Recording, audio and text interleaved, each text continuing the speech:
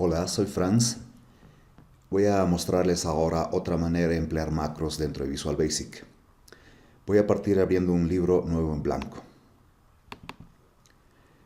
Y en este libro voy a verificar de que tengo la pestaña Desarrollador.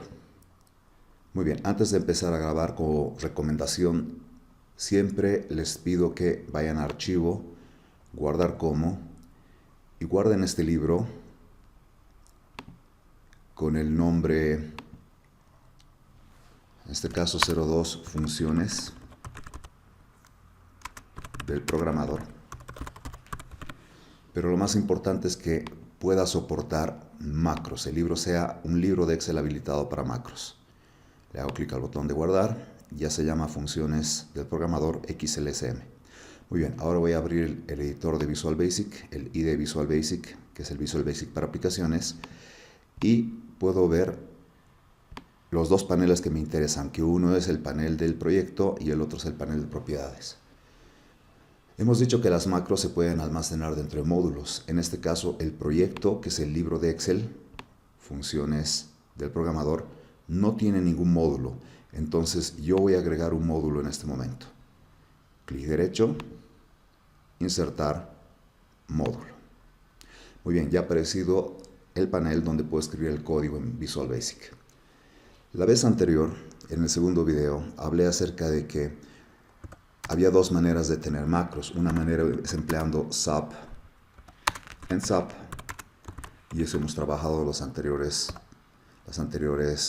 clases. Y la otra manera de tener macros es por medio de function and function. Hay una tercera relacionada a la parte de formularios, pero vamos primero por los function. Muy bien. Para escribir una function es muy parecido a lo que hicimos con un SAP. Significa eso que tenemos que escribir la palabra function, asignarle un nombre a la función. En este caso quise llamarle mi suma. Y dentro de los paréntesis esta vez voy a poner unos elementos que se llaman argumentos. Es lo que recibe la función. Por ejemplo, voy a recibir el número 1, que es un número entero, coma, un número 2, que también es un número entero. Finalmente, después de los paréntesis, especifico de que esta función va a devolver, si sumo dos enteros, pues debería devolverme como resultado un tercer entero. Entonces voy a decir que la función devuelve un entero. Para que podamos apreciar mejor el código, voy a cerrar estos dos paneles laterales, este de acá y este de acá, y así podemos ver la función completamente. Muy bien, voy a poner tabulación y voy a decir lo siguiente. Una suma, mi suma, obtiene su resultado de esto. Sumar el número 1 más el número 2. Eso sería todo. Esta macro es muy elemental, pero va a servir para mostrar lo siguiente. En este caso, no estoy utilizando, por ejemplo, Message Box o Input Box. Y hay una razón para esto. La razón es de que los datos no necesito solicitarlos desde el teclado ni mostrarlos por medio de un cuadro de mensajes. Los datos para la función se pueden adquirir por medio de las celdas de Excel. Voy a ir, por ejemplo, a desarrollar un ejemplo aquí en el Excel. Voy a escribir por acá número 1 y número 2. Finalmente por acá resultado. Ok. Número 1 voy a poner algunos valores, digamos 34, 12, un número grande. Número 2, y finalmente otro número grande. Y ahora quiero aprovechar la función que acabo de desarrollar en Visual Basic. La función de Visual Basic se llama mi suma. Tiene que recibir un número, otro segundo número, y va a retornar el resultado de la suma de ambos números. Voy a probar esa función acá. Cuando escribo, quiero usar la función mi, y puse solamente mi. Fíjense que aquí al final de la lista ya aparece mi suma. Voy a utilizar tabulación para que autocomplete por mí. Y le voy a decir lo siguiente. Quiero usar la función mi suma con este argumento. Y también quiero usar directamente mi suma con este argumento. Cierro paréntesis y enter. Ya me ha calculado la suma de ambos números. Como esta fórmula está utilizando referencias relativas, cuando yo copie y pegue esto más abajo, control C y control V, pues obviamente se está efectuando la suma en cada uno de las filas que tengo en esta tabla, en estos datos. También podía haber hecho lo siguiente. Podía haber utilizado el control de autorrelleno y efectuar un doble clic, y estoy aplicando la función que acabamos de desarrollar a todos los registros de ese conjunto de datos.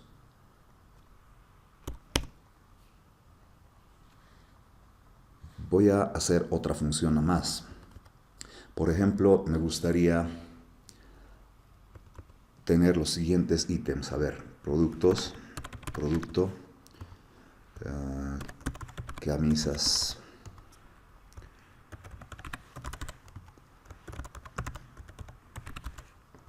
poleras y pantalones. Digamos que el precio unitario de cada uno, precio unitario,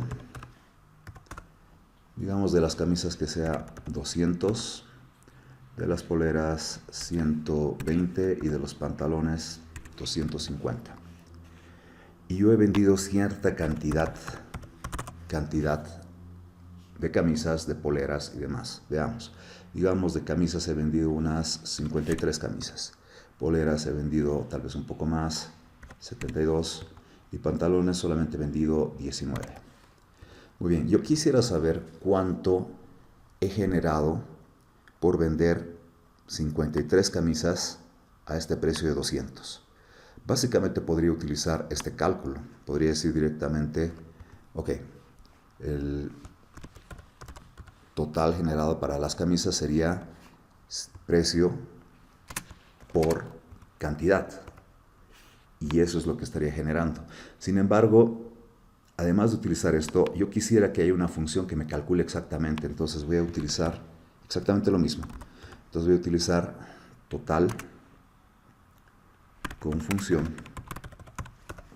Y esta función la voy a implementar en el Excel. Vamos aquí al otro lado. Ok, voy a poner otra function. Se va a llamar total, cálculo del total. Y quisiera que reciba dos argumentos. En la anterior function he utilizado los nombres número 1, número 2. En este caso no es necesario que utilice exactamente los mismos nombres. Por ejemplo, voy a llamarle a uno de ellos primer número. Y eso es un número entero. Y al segundo le voy a llamar segundo número.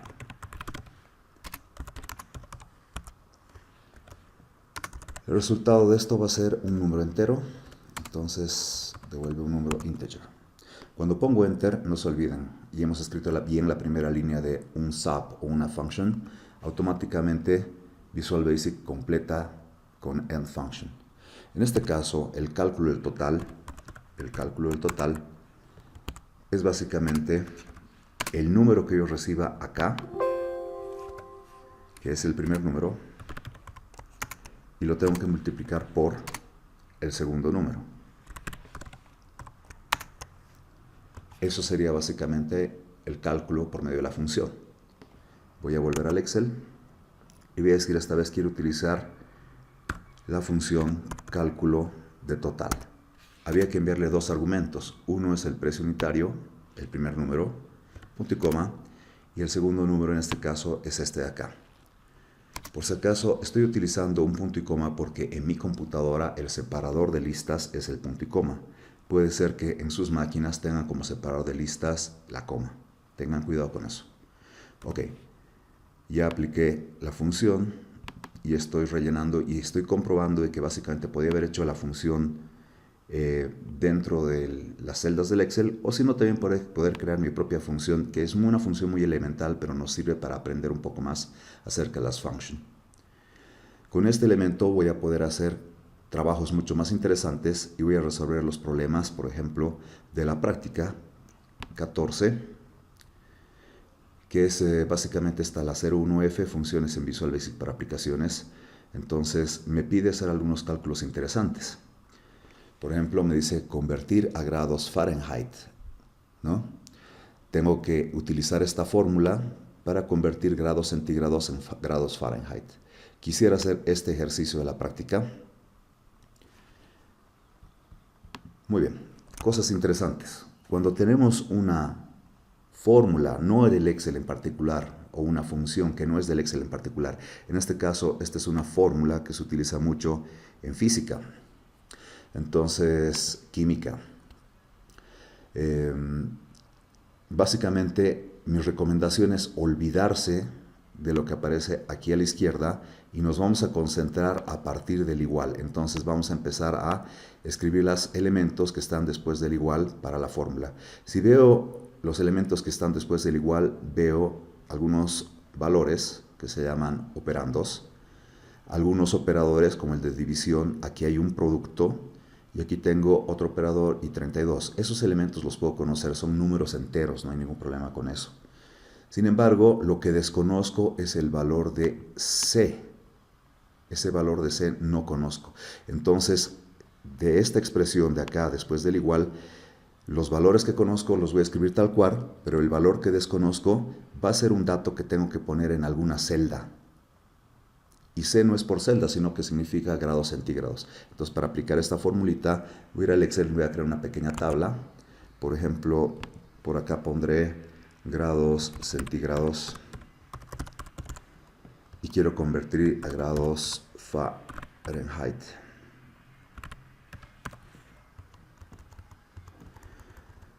Por ejemplo, quisiera saber cuántos grados Fahrenheit son 30 grados centígrados, o por ejemplo 41 grados centígrados, o por ejemplo 0 grados centígrados. Muy bien, quiero implementar una función que transforme los grados centígrados a grados Fahrenheit. Vamos a implementar esa función. Ok. Entonces, function, le pongo un nombre que se llame convertir a Fahrenheit.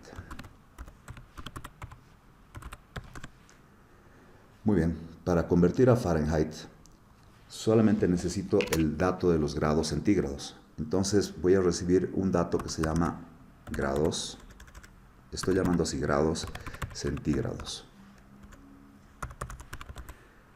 y es un número entero. Bien, han notado que he utilizado primero el nombre número 1, en la segunda función primer número, ahora estoy utilizando un nombre que se llama grados centígrados. El nombre ustedes lo eligen, no hay ningún problema con el nombre, pero lo importante es especificar que esta función, convertir a Fahrenheit, recibe un dato, y dentro de esta función, ese dato, yo quiero llamarlo grados centígrados. Finalmente, esta función debería devolver un número entero, probablemente, o en realidad debería ser un número real. Y vamos a ver eso por qué. Un número real es un número double. Pulso Enter y se ha completado la función por mí. Veamos. La función se llama convertir a Fahrenheit. Recibe un argumento, recibe un dato, que son los grados centígrados. Me interesa enviar desde Excel estos grados centígrados. ¿Qué vamos a hacer con esos grados centígrados? Lo que vamos a hacer es, vamos a aplicar esta fórmula, esos 30 grados centígrados, le vamos a aplicar todo este proceso y así vamos a convertir a grados Fahrenheit. La pregunta más difícil de entender aquí es, ¿por qué si estoy recibiendo un número entero tengo que devolver un número real, un doble? La respuesta es la siguiente. Cuando hacemos esta operación 9 dividido entre 5, pues seguro que vamos a tener no un número entero. Por ejemplo, yo voy a sacar en este momento la calculadora. Y acá en la calculadora voy a hacer ese cálculo para ver cuánto debería salir. 9 dividido entre 5 me sale, por ejemplo, 1.8. Y esto ya no es un número entero, es un número que tiene una parte entera y una parte decimal. Eso se llama un número real. ¿Y cómo manejamos los números reales en Visual Basic? Pues utilizamos el tipo de dato que se llama doble. Ok, voy a hacer la conversión. Para convertir, aquí está la fórmula, no la tengo que inventar, me la están facilitando. Dice, los grados Fahrenheit son igual a todo esto. Les ha dicho, nos concentramos del igual hacia la derecha. Del igual hacia la derecha. Entonces, prácticamente voy a copiar esta expresión. Le voy a decir, convertir a grados Fahrenheit es igual. Y empiezo a copiar. Paréntesis de apertura, 9 dividido entre 5. Paréntesis de apertura, 9 dividido entre 5. Cierro paréntesis. Acá no aparece, pero hay un pequeño puntito. Es un producto, una multiplicación. Lo multiplico por. Aquí dice los grados centígrados que quiero convertir. Entonces los grados centígrados son estos de acá. Grados centígrados, lo que ha llegado desde las celdas del Excel. Y finalmente le tengo que sumar 32. Entonces le voy a sumar más 32. Listo, ya tengo la función, la voy a probar al otro lado. Por ejemplo, entonces voy al Excel y aquí voy a decir, quiero utilizar la función convertir a Fahrenheit. Y el argumento que le voy a enviar es la celda de aquí al lado. Cierro paréntesis, Enter, y voy a copiar esa formulita mucho más abajo. Esto sería básicamente los resultados que hemos obtenido al convertir 30 grados centígrados en grados Fahrenheit. 86 grados Fahrenheit equivalen a los 30 grados centígrados.